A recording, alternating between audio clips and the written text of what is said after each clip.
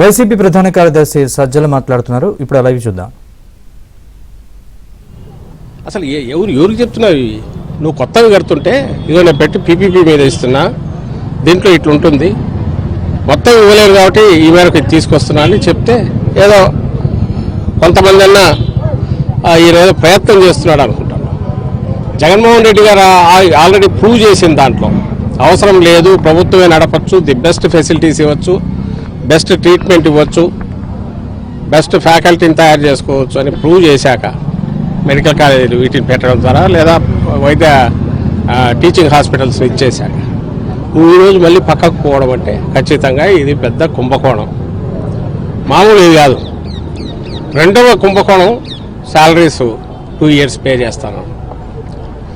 అసలు నువ్వు నడపడానికి నువ్వు వదిలేయడం కాకుండా ఎదురిచ్చి ఒక పక్క డబ్బులు లేవంటున్నావు. మళ్ళీ ఇప్పుడు 10 మెడికల్ కాలేజీలు అంటే సంవత్సరానికి 800 కోట్లు ఖర్చు అవుతుంది. కాలేజీకి 80 కోట్లు అనుకుంటే 800 కోట్లు 10 కాలేజీలు నెల సంవత్సరానికి. మరి 2 ఏళ్లకు నువ్వు ఇచ్చేది ఎంత? 1600 కోట్లు. మరి కాలేజీలు పూర్తి కావా? ఎందుకు చేయలేకపోతున్నావు? ఇవి లేకుండా నువ్వు కార్పొరేట్ వైద్యము, కాస్ట్లీ వైద్యం దాన్ని ఎట్లా కంట్రోల్ చేస్తావు? ఈరోజు ఒక ట్రీట్మెంట్ కొత్తది వచ్చిందంటే అది 1 లక్షనా, 5 లక్షలా, 10 లక్షలా నాకు తెలియదు. వాళ్ళు ఎంత చెప్తే అంత నేను కట్టాలి, ఎందుకంటే మనకు ఐడియా ఉండదు. ఆ చెక్స్ అండ్ బ్యాలెన్సెస్లో ఆ చెక్ చేయగలిగిన సిస్టమ్ ఏదంటే ప్రభుత్వం వైద్య సేవలు. ఇంకా ఇక్కడ మొదలు పెట్టాయని నాకు అనుమానం. ప్రైమరీ హెల్త్ కేర్కి పోతాడు, ఆల్రెడీ పోతున్నాడు. ఇంతకుముందు మెడాలో గిడాలో ఏదో పెట్టేసి ఒక్కొక్క సర్వీసెస్ అని చెప్పి హెల్త్ రిలేటెడ్ వైద్య సేవలన్నిటికీ ఛార్జీలు వసూలు చేశాడు. అయితే ఇప్పుడు కూడా మళ్ళీ పెట్టాడో పెడుతున్నాడో మరి తెలియదు. వస్తాయి, అవి వస్తాయి. పిహెచ్సీలు కూడా వీటికి అటాచ్డ్ అని చెప్తాడు. అంటే ఎంటైర్ వైద్యం దీనికి సంబంధించినంత వరకు ప్రైవేట్ చేతులు లేకపోతుంది. మన ఎకానమీలో ప్రైవేటు ఉండడం అనేది, వాళ్ళు బిజినెస్లు చేసుకోవడం అనేది అది part of our market economy. India accept చేసింది, దాని ఎవరు కాదనట్లా. బట్ లాభం లేకుండా రారు అని తెలిసి వాళ్ళకు లాభం ఇచ్చి నువ్వు ఎక్కడెక్కడో 1000 కోట్లు ఇంకో చోట కుమ్మరిస్తా, ఇక్కడ అవసరమైన దీనికి మీ రిమైనింగ్ అవసరమైన 1000, 2000, 3000 కోట్లు, అది కూడా ఒకసారి కాదు 5-6 ఏళ్ళలో ఖర్చు పెట్టగల దాన్ని నువ్వు పెట్టలేదంటే చంద్రబాబు నాయుడు గారు రాష్ట్రానికి ద్రోహం చేస్తున్నాడు. రాష్ట్రానికి, రాష్ట్ర ప్రజలకు తీరని ద్రోహం చేస్తున్నారు.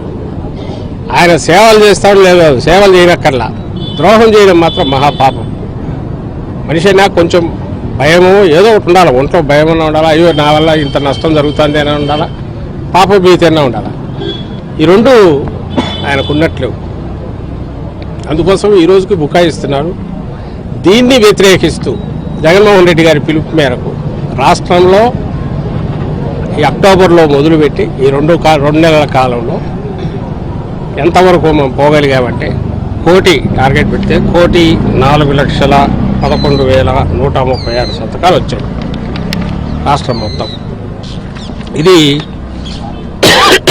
ప్రజల్లోకి వెళ్ళి వాళ్ళను చూపించి మీరు దీన్ని వ్యతిరేకిస్తుంటే ఈ నిర్ణయాన్ని వెనక్కు తీసుకోవాలని డిమాండ్ చేయాలనుకుంటే సంతకం చేయండి అంటే చేసిన సంతకాలు రాష్ట్ర వ్యాప్తంగా పల్లెలు, పట్టణాలు అన్ని చోట్లకు రోడ్లలో బయటికి వెళ్ళి ఇంటింటికి వెళ్ళి తీసుకొచ్చిన సంతకాలు ఒరిజినల్ స్వచ్ఛమైనవి.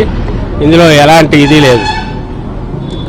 ఇందులో మనకి ఇక్కడ చూస్తే శ్రీకాకుళం 4,02,833, విజయనగరం 3,99,908, పార్వతీపురం మన్యం 2,15,500, సీతారామరాజు జిల్లా 1,47,047, విశాఖపట్నం 4,19,200, అనకాపల్లి